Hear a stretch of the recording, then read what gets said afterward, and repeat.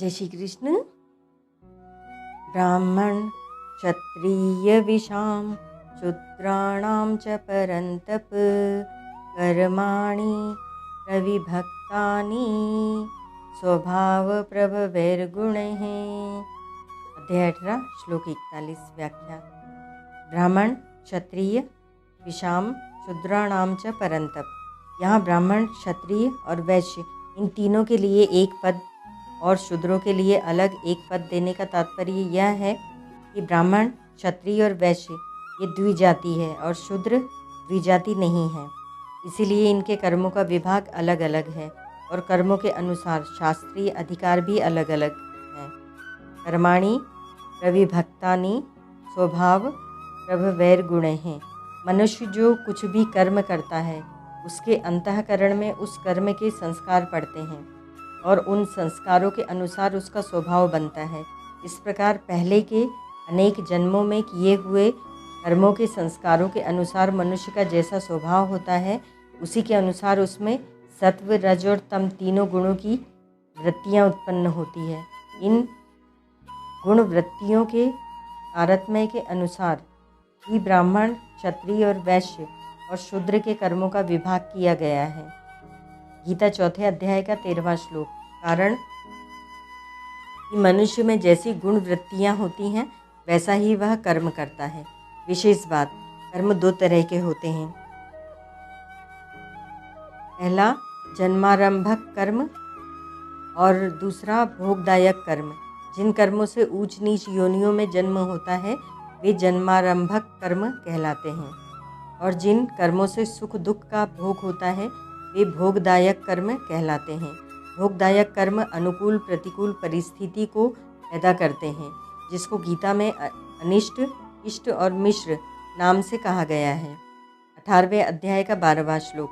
गहरी दृष्टि से देखा जाए तो मात्र कर्म भोगदायक होते हैं, अर्थात जन्मारंभक कर्मों से भी भोग होता है और भोगदायक कर्मों से भी भोग होता है। जैसे जिसका उत्तम कुल में जन्म होता है उसका आदर होता है, सत्कार होता है, और जिसका नीच कुल में जन्म होता है उसका निरादर होता है, तिरस्कार होता है। ऐसे ही अनुकूल परिस्थिति वाले का आदर होता है और प्रतिकूल परिस्थिति वाले का निरादर होता है। तात्पर्य है कि आदर और निरादर से भोग तो जन्मारंभक और भोगदायक दोनों कर्मों का होता है, परंतु जन्मारंभक कर्मों से जो जन्म होता है उसमें आदर निरादर रूप भोग गौण होता है, क्योंकि आदर निरादर कभी कभी हुआ करते हैं, हरदम नहीं हुआ करते। और भोगदायक कर्मों से जो अनुकूल प्रतिकूल परिस्थिति आती है उसमें परिस्थिति का भोग मुख्य होता है, क्योंकि परिस्थिति हरदम आती रहती है। भोगदायक कर्मों का सदुपयोग दुरुपयोग करने में मनुष्य मात्र स्वतंत्र है, अर्थात वह अनुकूल प्रतिकूल परिस्थिति से सुखी दुखी भी हो सकता है और उसको साधन सामग्री भी बना सकता है। जो अनुकूल प्रतिकूल परिस्थिति से सुखी दुखी होते हैं वे मूर्ख होते हैं और जो उसको साधन सामग्री बनाते हैं वे बुद्धिमान साधक होते हैं। कारण कि मनुष्य जन्म परमात्मा प्राप्ति के लिए ही मिला है, अतः इसमें जो भी अनुकूल या प्रतिकूल परिस्थिति आती है वह सब साधन सामग्री ही है। अनुकूल प्रतिकूल परिस्थिति को साधन सामग्री बनाना क्या है? अनुकूल परिस्थिति आ जाए तो उसको दूसरों की सेवा में, दूसरों के सुख आराम में लगा दें, और प्रतिकूल परिस्थिति आ जाए तो सुख की इच्छा का त्याग कर दें।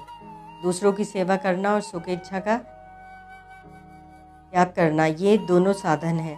दूसरा, शास्त्रों में आता है कि पुण्यों की अधिकता होने से जीव स्वर्ग में जाता है और पापों की अधिकता होने से नरकों में जाता है, तथा पुण्य पाप समान होने से मनुष्य बनता है।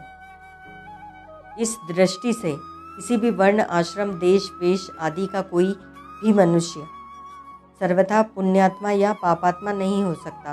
पुण्य पाप समान होने पर जो मनुष्य बनता है उसमें भी अगर देखा जाए तो पुण्य पापों का तारतम्य रहता है, अर्थात किसी के पुण्य अधिक होते हैं और किसी के पाप अधिक होते हैं।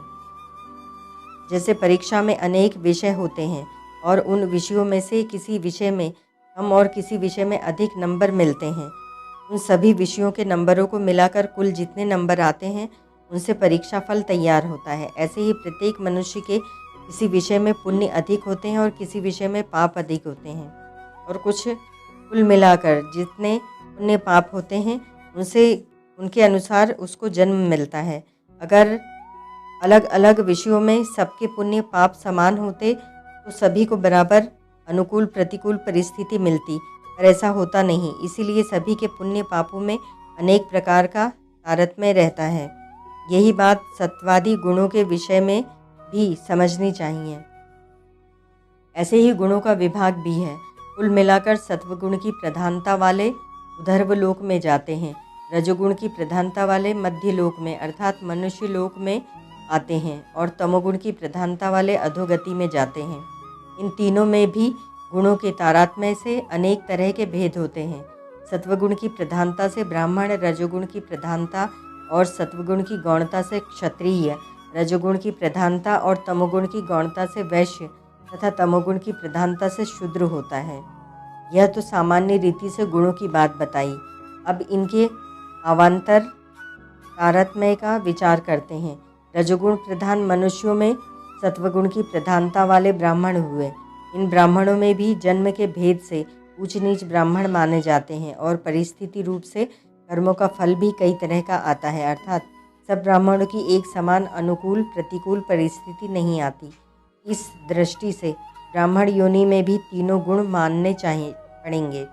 ऐसे ही क्षत्रिय, वैश्य और शूद्र भी जन्म से ऊंच नीच माने जाते हैं और अनुकूल प्रतिकूल परिस्थिति भी कई तरह की आती है। इसीलिए गीता में कहा गया है कि तीनों लोकों में ऐसी कोई भी वस्तु नहीं है जो तीनों गुणों से रहित हो। इसी अध्याय का 40वां श्लोक। अब जो मनुष्येतर योनियों वाले पशु पक्षी आदि हैं उनमें भी ऊंच नीच माने जाते हैं। जैसे गाय आदि श्रेष्ठ माने जाते हैं और कुत्ता, गधा, सूअर आदि नीच माने जाते हैं। कबूतर आदि श्रेष्ठ माने जाते हैं और कौवा, कील आदि नीच माने जाते हैं। इन सबको अनुकूल प्रतिकूल परिस्थिति भी एक समान नहीं मिलती। तात्पर्य है कि ऊर्ध्व गति, मध्य गति और अधोगति वालों में भी कई तरह के जाति भेद और परिस्थिति भेद होते हैं। विशिष्ट भाव। चौथे अध्याय में भगवान ने कहा है कि चारों वर्णों की रचना मैंने गुणों और कर्मों के विभाग पूर्वक की है। गुण कर्म विभागशः 4-13। और यहाँ कहते हैं कि चारों वर्णों के कर्म स्वभाव से उत्पन्न हुए तीनों गुणों के द्वारा विभक्त किए गए हैं। स्वभाव प्रभवैर गुणे हैं।